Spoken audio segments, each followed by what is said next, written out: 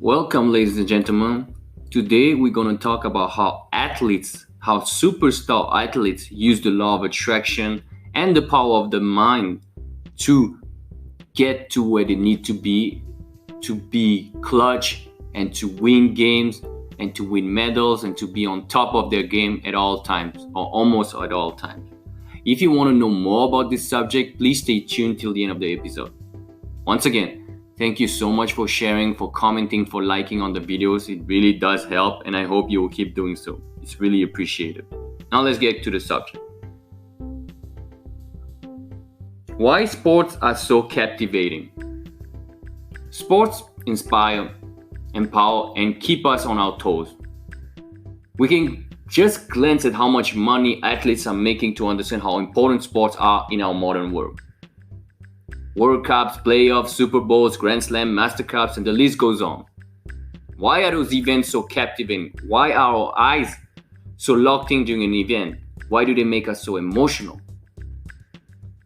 The answer is one word: greatness. We love to witness greatness. We love to see athletes come back, fight back, risk it all when the stakes are high. When there's only a few seconds left on the clock. Sports are physical, obviously, but if you look at any sports show, they will often talk about the intangibles. Michael Jordan had that killer mentality. Roger Federer is so calm and peaceful. Floyd Mayweather is so composed and in control. The mental aspect of sports is so much more important than what people might think. That's why we tune in to watch the live events. That's why we cheer. That's why our hearts stop, and that's why we are tense. When we watch a popular sports event, what fascinates us is witnessing the impossible becoming possible. Nowhere else can we get a thrill like that.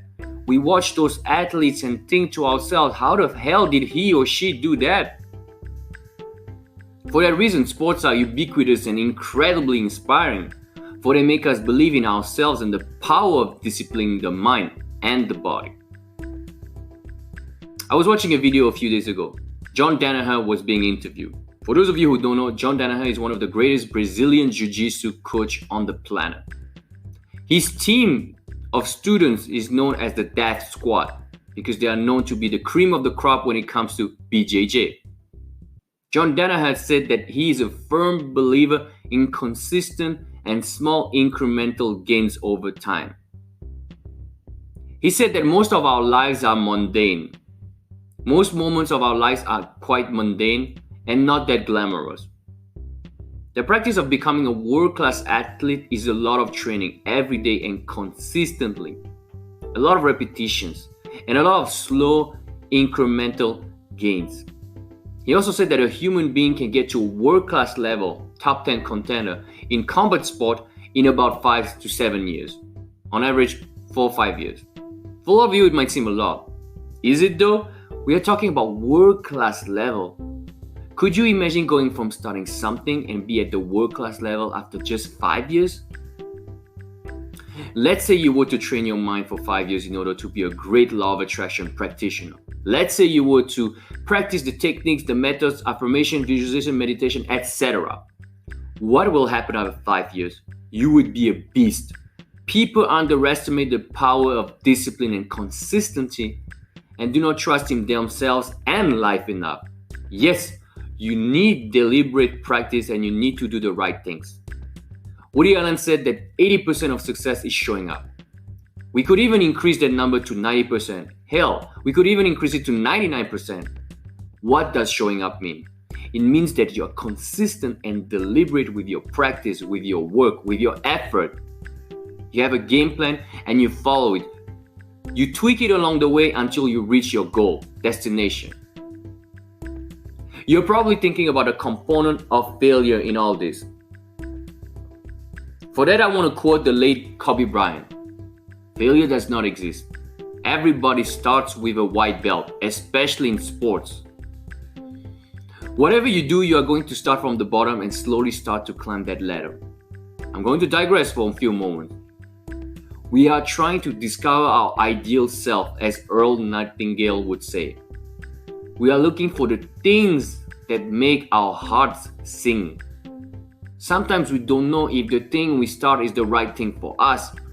Generally speaking, when you start a new endeavor that you like and stick to it, you will see rapid progress in the first few months. In the book The Alchemist by Paulo Coelho, the author calls this the beginner's luck. The beginner's luck is here to show you that you are on the right track and that you should keep going on. It's there to give you that initial confidence. Obviously, along the way, that confidence will be tested. That's where persistence comes into play. Persistence is faith, and faith is persistent. You need to believe in yourself and put that chip on your shoulder. Cristiano Ronaldo, one of the greatest football players of all time, arguably the greatest footballer of all time, said that you need to believe you are the best in order to be at your best. It does not matter if it is true or not. What matters is that you believe it. Lewis Hamilton, one of the greatest Formula One racers of all time, went even further in what he said. He believes that even when all the naysayers are laughing, you have to believe in yourself.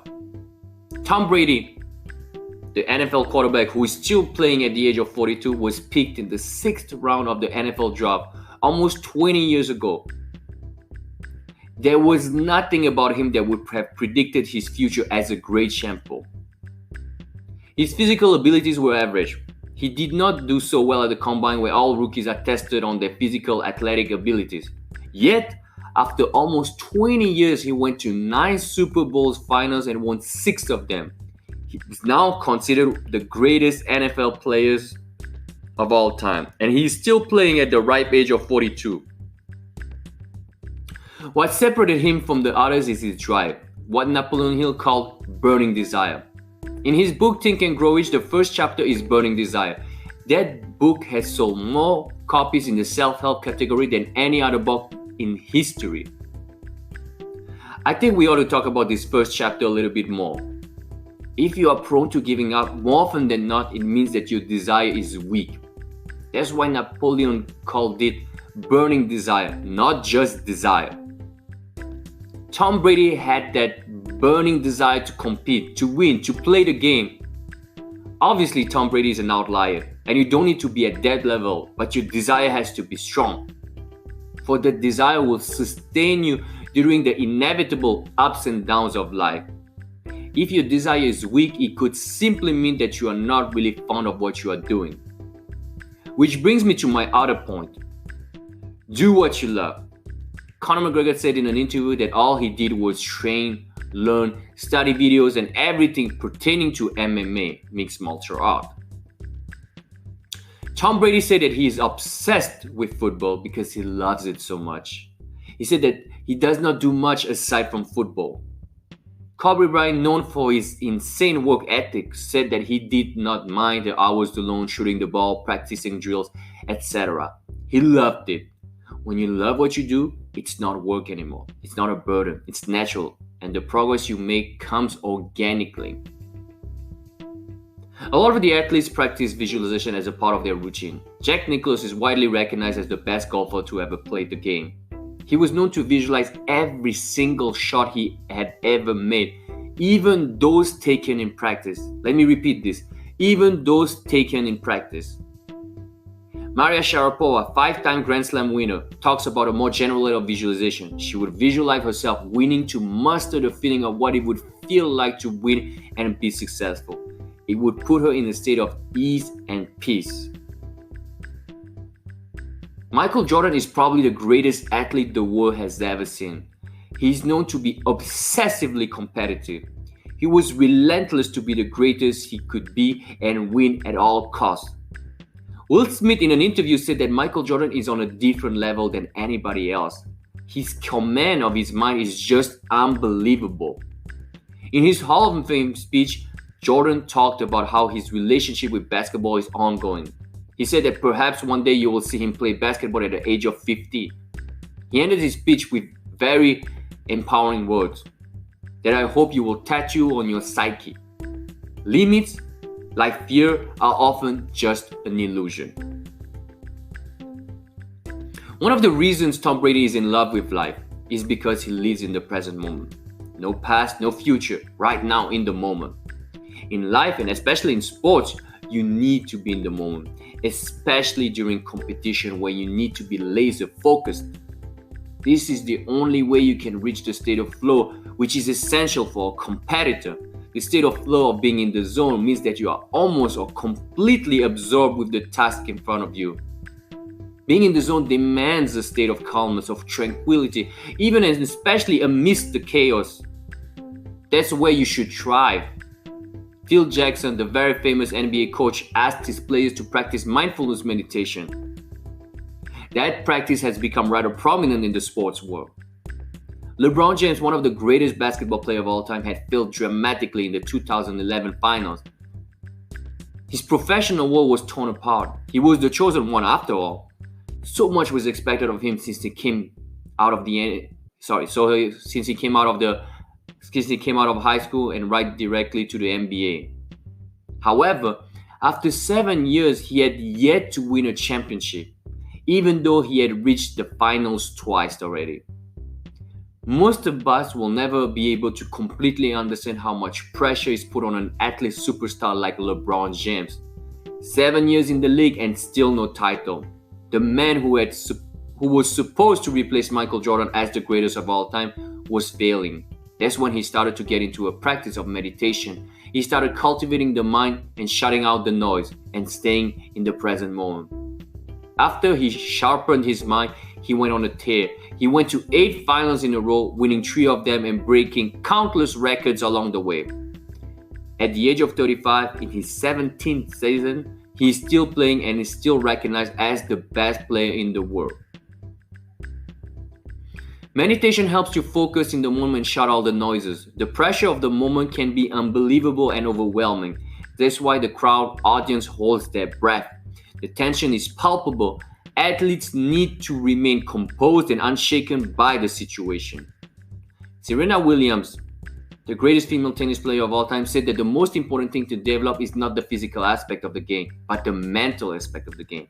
We see so many athletes full of talent break down because they did not have the discipline of the mind, the ability to remain on the task at hand, especially when it matters the most. Of course, there's always the physical aspect in sport. It is obviously essential. A lot of people want to use the law of attraction and make things come to reality without lifting a finger. There's nothing wrong with that. But putting that condition on your manifestation might be a problem. When you start planting the seed of your desire, the world will shape itself around you to bring about your desire to fruition. You will be moved naturally and organically to do, act, and think in a way that will facilitate that seed to grow. In sports, practice, watching videos, studying games, meditation, strength, and conditioning will obviously be included. Don't shy away from actions. Do not worry about the actions that need to be done because that's part of your path.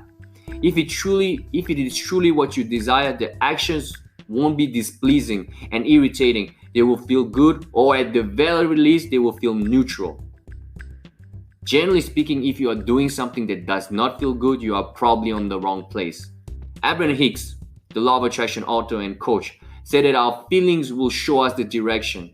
When it truthfully feels good, you are generally on the right direction. If it feels bad, you might not be taking the right direction and actions. There is a caveat to this. Feeling bad about something, not wanting to do it, can mean that you are not on the right path and are not doing the right things. That's true. However, in life there are things that we don't want to do because we fear the outcome. We fear failure. We fear what people will think about us. The unwillingness to try is worse than any kind of failure. Nikki Giovanni. There's a little voice inside of you, that intuition, that guidance telling you to go for it, but the fear kicks in. The universe is testing you and asking you if you're willing to take the call. Do the thing you fear and fear will leave you. Ralph Waldo Emerson. What happens when you take action on that fear? You feel amazing, regardless of the outcome, because you have overcome your fear and know now that you can do it at will. Another thing that needs to be discussed is consistency of deliberate practice. In any endeavor, you can become world-class, as John Danaher said. Every day or 5-6 times a week, you need to block some time to practice a skill that will over time bring you to the top. Carve out a moment of your day, 1 to 3 hours, where the sole focus will be on that task and that task alone. No phones, no TV, no distraction. It's only for sports. It's not only for sports. It can be anything you want to master. Writing, singing, painting, starting a business, law of attraction, etc., etc., etc. You need to use the Pareto principle, aka the 80-20 rule. 20% of your actions will yield 80% of your result. That's why they call it deliberate practice. You can easily find what is the most important thing for you to do. Oftentimes, it is the thing that you fear the most, especially at the beginning. Generally speaking, it is the thing you want to procrastinate on the most. In that situation, you have to lower your expectations of yourself in order to achieve what you want without the pressure and anxiety. As John Danaher would say, you make a big task and you break it down into small, mundane, relatively easy to achieve on a day-to-day. Instead of going hardcore, just take it easy. Instead of saying to yourself, tomorrow I'm going to wake up and practice workout for 2 hours non-stop, even though you have not been to the gym for years, just tell yourself that you'll go to the gym and practice for 10-15 minutes. This really works. When you lower your expectations about those daily tasks, you will always exceed your expectation or at least reach them, therefore building incremental confidence. Soon enough, you will be training those 2 hours every day, if you want to, obviously. One of the most important things you have to do is acknowledge the small victories, the small progress. When you're disciplined and consistent, your progress will be subtle. You won't be able to see it unless you stop every now and then, look back and see where you were and where you are now. Cus D'Amato, Mike Tyson's famous coach and father figure, was famous for talking to his boxer with positive reinforcement. Cus D'Amato would constantly encourage Mike Tyson and build up his confidence for the smallest thing. He would praise him.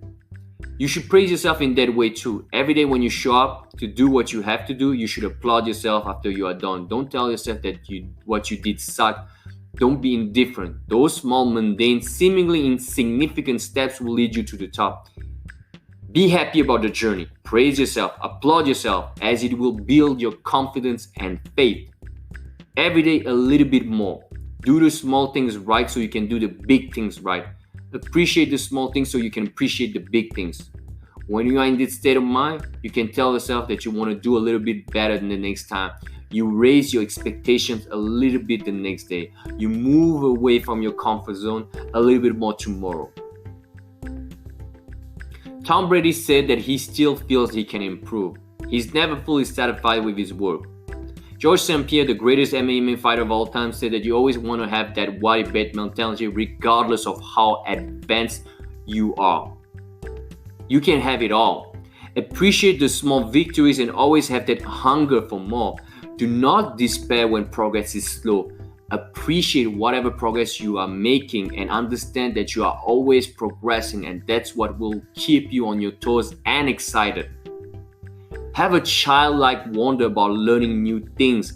This will inevitably lead to your greatness. Remember one thing, competition with yourself and others serves as a fuel to move you forward. When you see your competition, see them as a motivation to exceed your potential, because they are also paving the way for you to shine even brighter. Competition does not mean you envy, you covet, or you are jealous. It only means you can achieve even more. Also, thanks to them, because they are showing you what is possible for you. As I mentioned just now, when you compete with yourself, you don't need to be harsh and mean to yourself. Yes, you can scream and affirm loudly, but in a positive and reinforcing way. Jordan Peterson said in one of his conferences that you need to negotiate with yourself. When you lower your expectations, you are telling your mind that all you are asking for is a little bit more. That little bit more can rapidly grow to a lot more. That's the way you compete with yourself. It's the same thing as helping your best friend achieve his best potential. David Goggins is a former Navy SEAL. He's also known for having broken numerous records for ultramarathon. He also had a record for most pull-ups made in 24 hours. He's widely regarded as the hardest man alive. He talks about callousing your mind.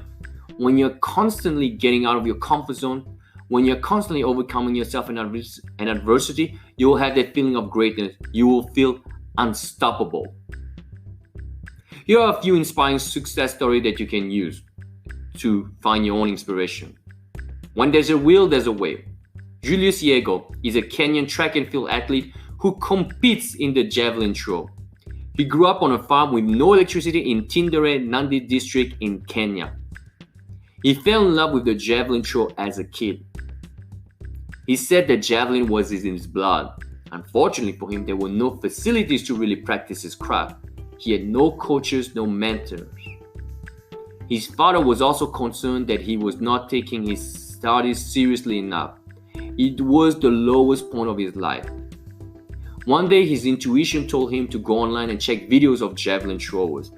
He went to YouTube and started watching videos of javelin throwers. That's how he got the nickname Mr. YouTube. He started emulating what he saw in the videos. For some time, he trained alone, and it was not easy. Slowly but surely, however, other partners came to help him. Light yourself on fire with passion and people will come from miles to see you burn. John Wesley. If you build it, they will come. Words from the movie The Field of Dreams, starring Kevin Costner.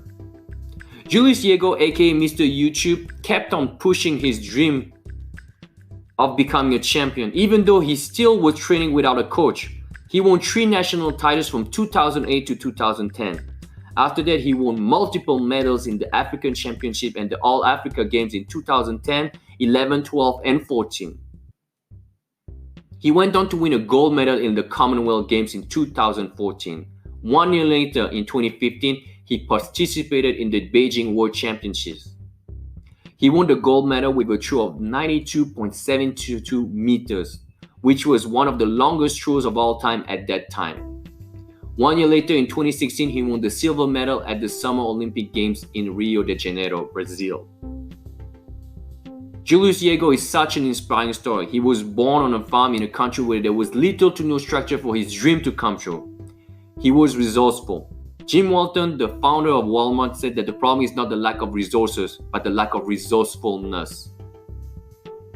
Julius Yego started from the farm and became the first African javelin thrower world champion and Olympic silver medalist.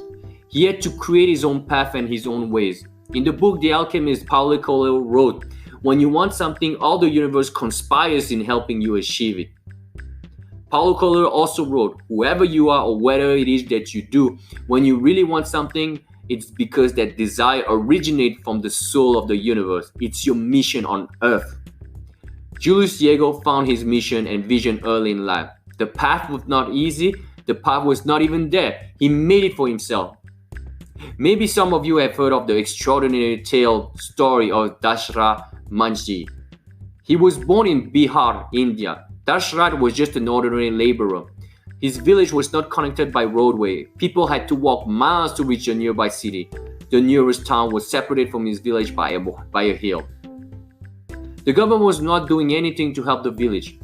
People had to walk 55 kilometers to reach the city and also had to go through some treacherous path. Dashrath's wife died while climbing the hill. The medical staff could not reach her in time to save her. Dashrath, although saddened by his wife's departure, found inspiration and purpose. He decided to carve a path through the hill. Armed with just a chisel and a hammer, he worked for 22 years until finally a path was hewn. The long trek to town was shortened to about 10 to 15 kilometers. The path was also much smoother and much safer. In the Bible, God said, "Because of the littleness of your faith, for truly I say to you, if you have faith the size of a mustard seed, you will say to this mountain, 'Move from here to there,' and it will move, and nothing will be impossible to you." That's exactly what Dashrath did. He moved the mountain. Sometimes the outcomes are not the ones we seek, even though we have done everything right. Derek Redmond was born in the UK in 1965. He's a former athlete who competed in the 400 meter sprint and the 400 meter relay, the 4x400 meter relay. Derek Redmond's career was riddled with injuries. The day is 1992 in Barcelona, semi-finals of the 400 meter sprint. Derek Redmond is at the starting block. For once, he had no injuries. Despite 8 operations in the past 4 years, he was at the peak of his physical abilities and had won the first 2 rounds without breaking a sweat. 4 years prior at the Olympic Games in Seoul, Korea, he could not even start. He had an Achilles injury. Back to 1992, Derek is at the starting blocks. Everything seems to be perfect. The guns goes off. Derek Redmond was off to a good start. After the first turn, he heard a popping sound. He kept on running for a few more minutes and started feeling the pain. He had pulled an hamstring before, so he was no stranger to the excruciating pain. He describes the pain as someone shoving a hot knife into the back of his knee and twisting it. He could not believe it. He grabbed the back of his leg and finally hit the deck. He looked around and saw that there were only a couple 100 meters to go. Derek Redmond would not give up. He started hobbling towards the finish line. The officials and the doctors came to him on the track and tried to stop him. He would not have any of it. He kept on hobbling. When there was about 100 meters left to go, he saw a man coming to him. He did not realize that this man was his father. After he had recognized him, his father told him that he did not need to do this. Derek answered by saying that he wanted to finish. He wanted to get back to the semifinals. His father, who supported him in his athletic endeavors since he was 6 years old, told Derek, "Okay, we started this thing together and now we'll finish it together." Derek and his father hobbled through the finish line with their arms around each other.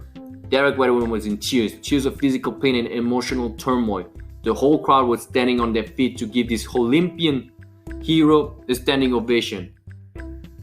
Derek Redmond's career ended after this. He was not able to compete anymore. His father told him to pursue another career in sports.